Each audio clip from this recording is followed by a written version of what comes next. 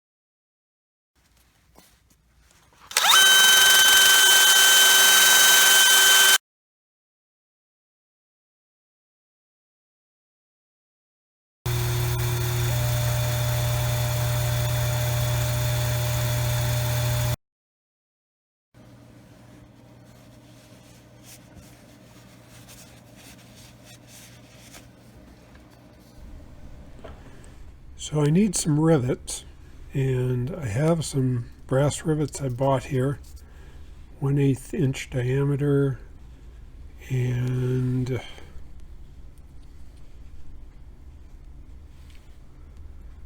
5/16 long.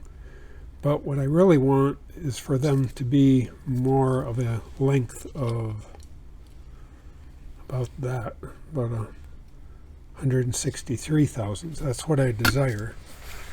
So how do you shorten a rivet and get it nice and square?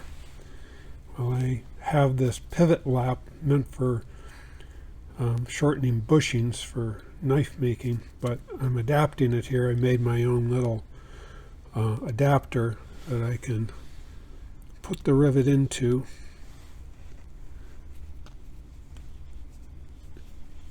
And it will stick out that far. And that's what I want trimmed off. So you take that, put it into the pivot lap.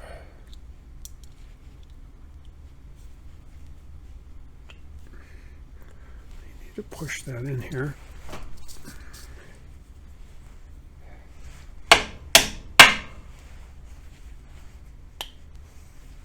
Okay.